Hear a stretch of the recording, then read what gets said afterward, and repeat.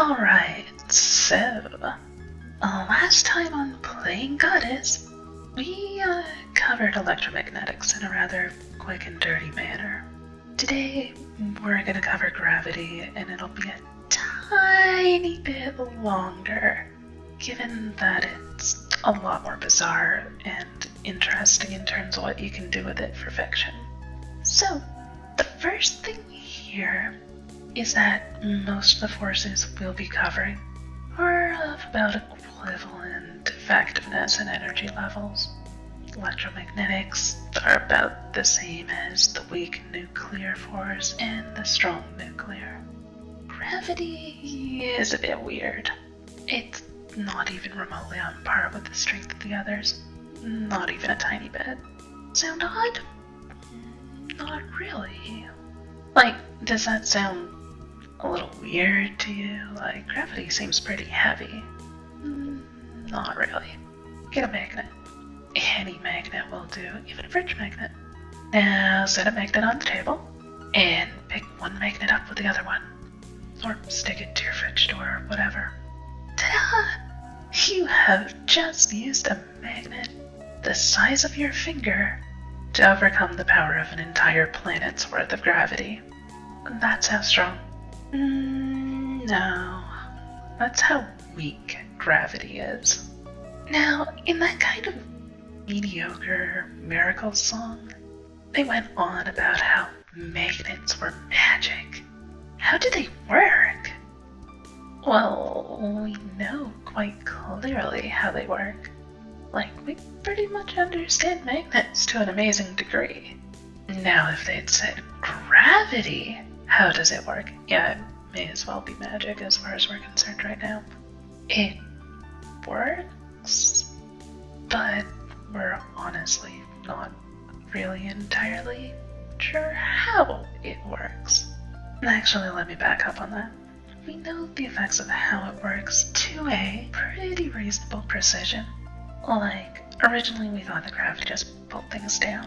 Then we thought it pulled two objects together, and that's where the planet Vulcan came from. Oh, no. I don't mean the Vulcan from Star Trek.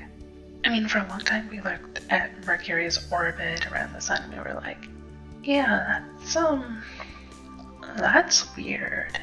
It'd make a lot more sense if there were another little planet sitting around in there, and it's so hot since it'd be close to Sol, like closer to Sol than even Mercury, so we'll call it Vulcan, yeah! And then some jerk named Einstein showed up and was like, whoa, slow down guys. Gravity doesn't pull things together, it warps space. Well, space-time, same thing, you get the idea. So it's bending space, so the planets aren't even going around in a circle, they're literally going in a straight line. It's just that the paper the line is drawn on has been folded into a circle. So yeah, you don't need Vulcan at all. And then some other guy, like some Gene Roddenberry, is like, well, fine. But I'm still in Vulcan from my TV show, so there. So yeah, Star Trek got Vulcans because we sucked at physics. The moral of the story is that we're always learning new stuff about the universe, and we've got a long way to go when it comes to gravity. Like, we understand that it bends space, though it's kinda difficult to wrap your head around the concept. Like, when you jump in the air and fall back down again, you're essentially traveling in a straight line. And it doesn't look anything like that to us at all. Yeah, I know it's weird. It's gonna get weirder still, just hang on for a sec. So, let's say you want to throw a ball so fast that it escapes Terra's gravity field and flings out into space. Woo! Oh, wait, but space is curved, so it can't. Well, weird thing, acceleration and gravity are essentially the same thing. Like, you can't differentiate between them mathematically. If you keep pushing it up and up at a slow, steady rate, You'll never escape gravity, no matter how long you go forwards in the same direction. Yeah, it's weird. If you go really fast, though, essentially you're straightening out the paper the straight lines drawn on. Hey, don't look at me. I warned you that things were going to get weird. I totally warned you. And it's gonna get weirder still because screw gravity. Right.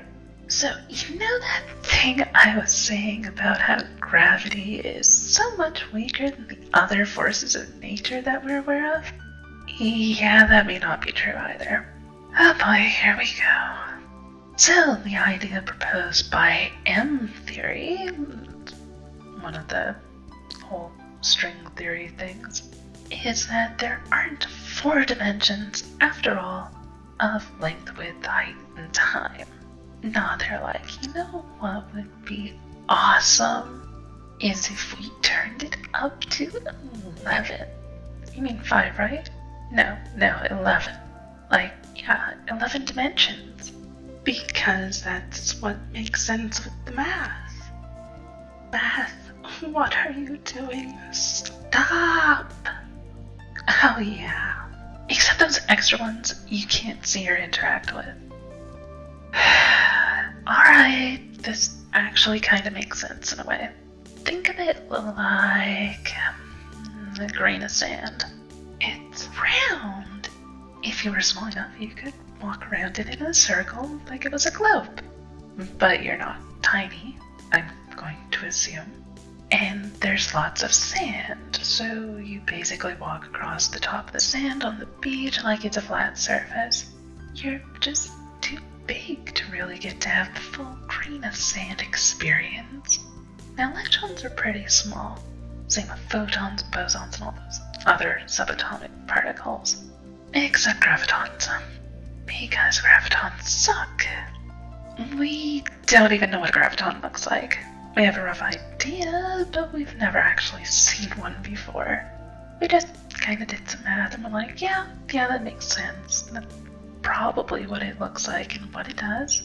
Except that's really tiny. Like, even by subatomic particle scale. So, we probably ain't never gonna see no graviton. Not even at the Large Hadron Collider. And then the LHC saw a particle that was huge. Like, way bigger than it should be. So, what if we had it all backward? Gravitons are actually stupidly heavy instead of a mass of 0. Oh, that would explain a bunch of stuff, like dark energy would suddenly make sense and stop being, dark. But we don't know yet.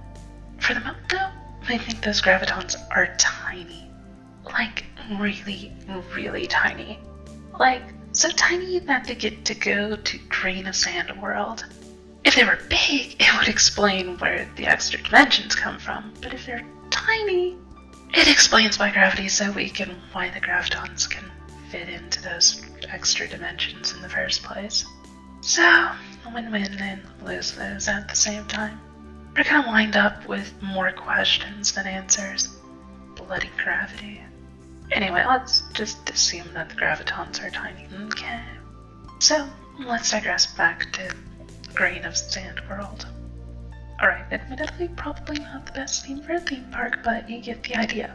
The graviton's so small, it can go through those other spatial dimensions that are so small we kind of just walk over them.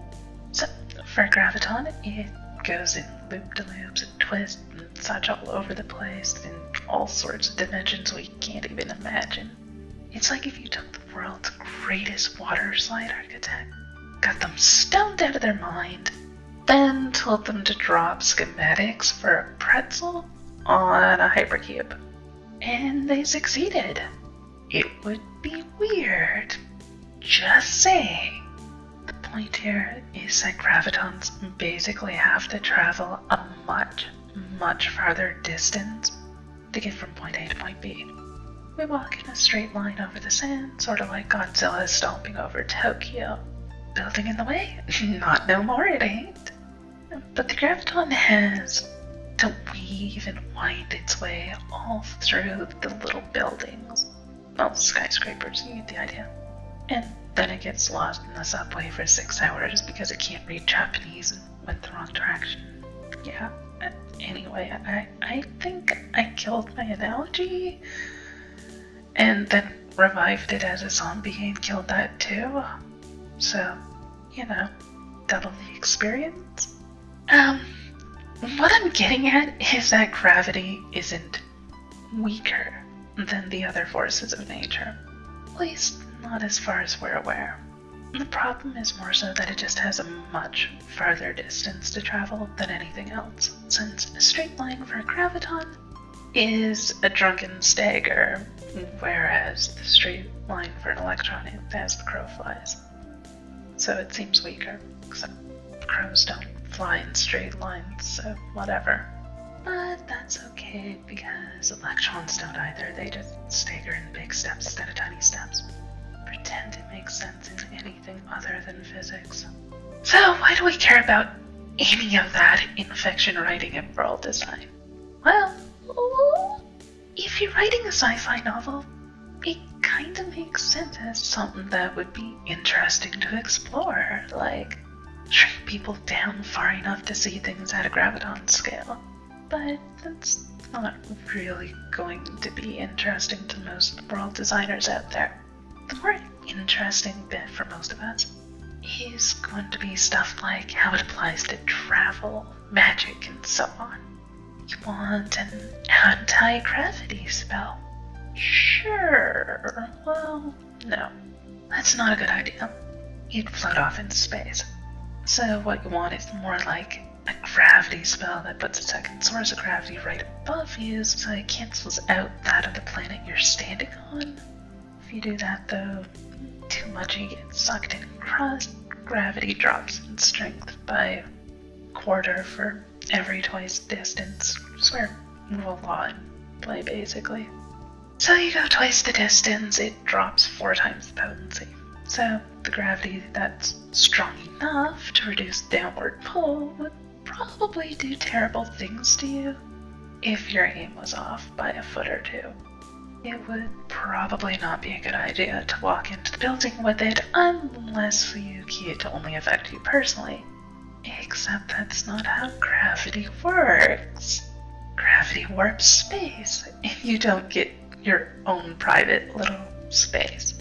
So, if you have an anti-gravity spell, everyone gets to use that anti-gravity, even your enemies. What other fun things are there with gravity? Well, we found that pesky darned Higgs boson a while ago. That was fun. So, why does that matter? The thing is, some particles are massive. They have, well, a mass greater than 0. Like, they weigh something. And we're talking subatomic particles, so not very much, but they weigh something. Thing is, some of these naturally are heavies, no big deal.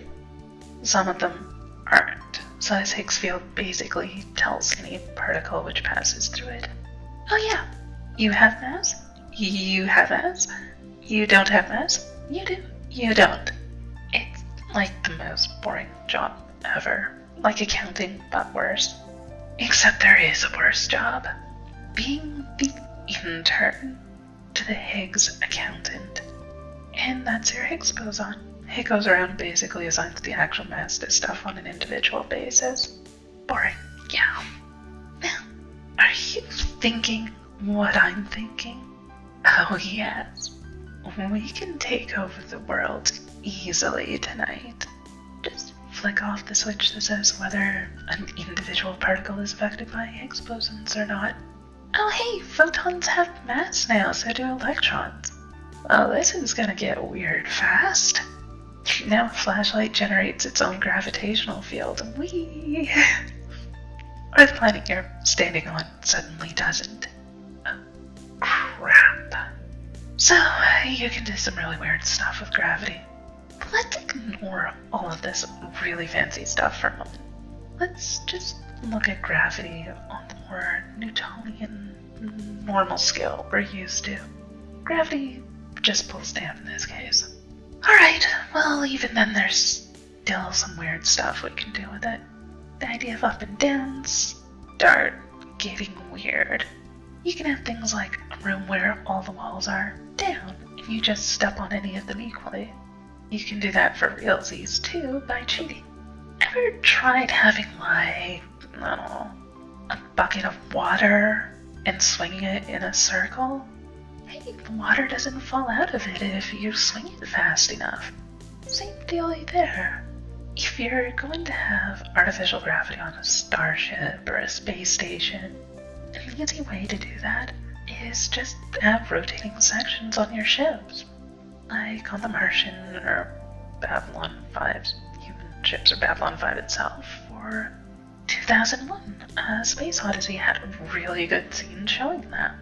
So think of a story or game which takes place on a ragtag group of cargo ships in space.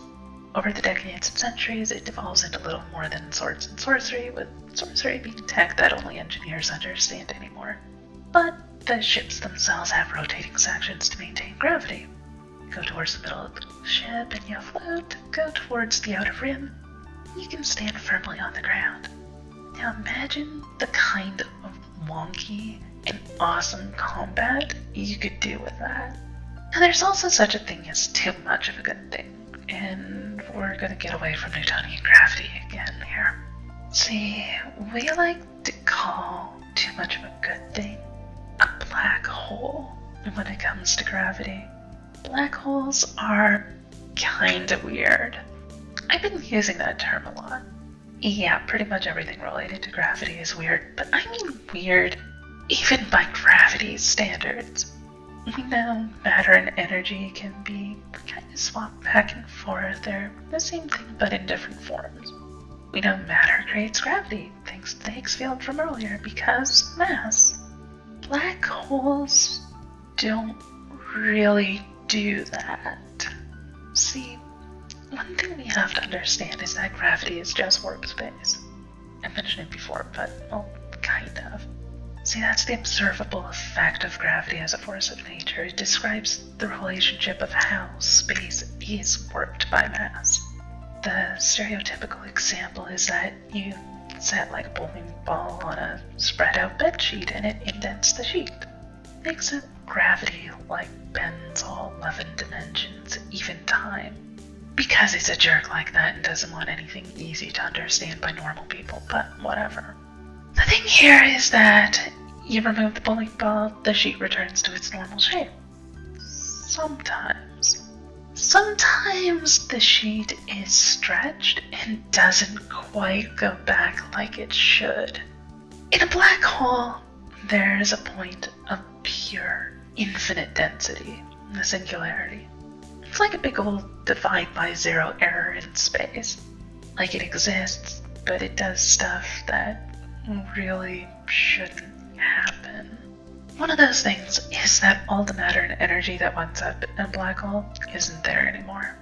I don't mean like, oh, the matter is ripped to pieces and it's just squashed down really tightly. No, I mean it's gone. It's not there as matter anymore. It's not even energy, really. It's kind of like that leftover imprint of the bowling ball on the sheet, even after the bowling ball goes away, except the bowling ball isn't lifted up, it just disappears. All of its matter and energy is gone, but it exists purely as a distortion in space-time now.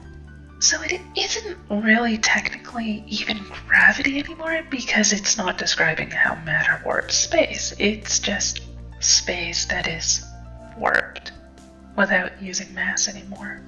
We just kind of describe it as having mass at this point just because that's how we're used to describing what a big dent of gravity is like. And it kind of still works, despite that there's no actual mass present any longer.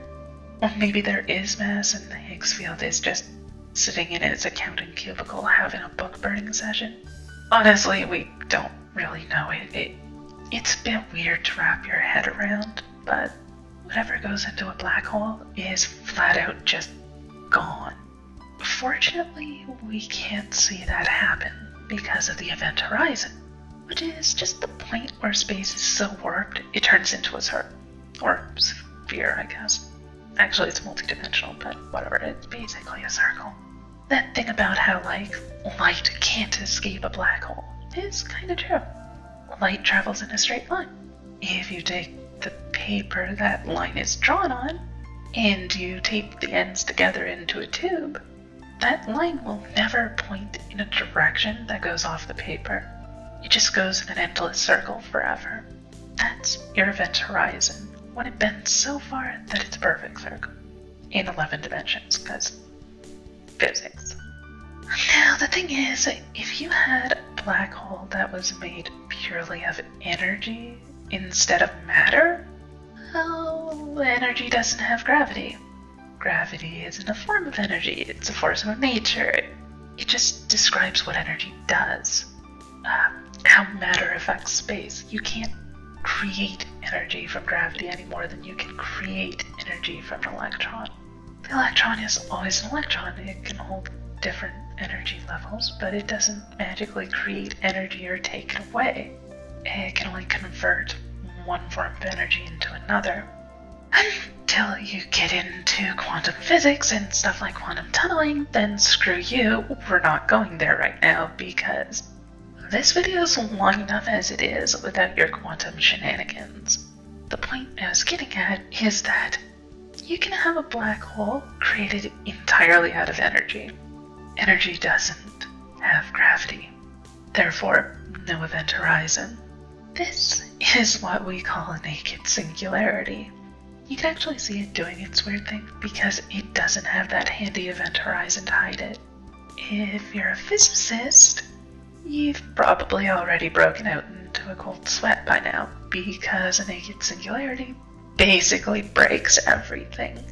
Like, the only reason we can put up with black holes is at least they have the common decency to keep their weird antics to themselves, where they don't mess with the rest of the universe. Well, neatly self-contained, other than bending space-time elsewhere. The naked singularity is an exhibitionist, though, and he wants to share that weirdness with everyone who will look. Math and physics are kind of prudes. They do not like divide by zero errors, and they definitely don't want a closer look. We don't even know what a naked singularity would even do, just that it'd probably be really bad and ruin pretty much anything we know about physics in general. Which makes it absolutely perfect to play with when it comes to fiction. Right? Right, guys? All the science fiction writers just turned off the video.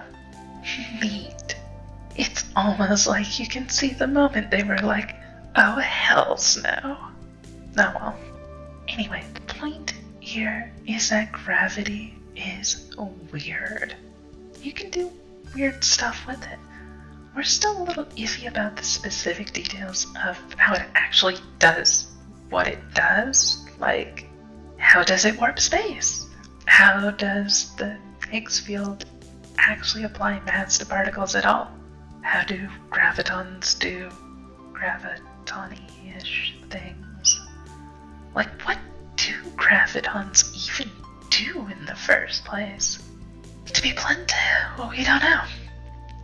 We have some guesses for some of those things, but the honest answer is that gravity may as well be magic in a lot of ways for how it works, because we really have no clue. To a science fiction writer, that's an infinite source of possibility. To a fantasy writer, it's not as important, but you can still do some pretty neat stuff with what little we do know about it. So, play around with gravity. Don't just have your world be generic, standard Earth gravity.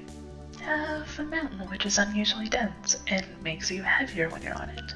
A world where it's not dense at all, so you get much taller trees and animals with really long legs, or creatures which can float in the air that much easier.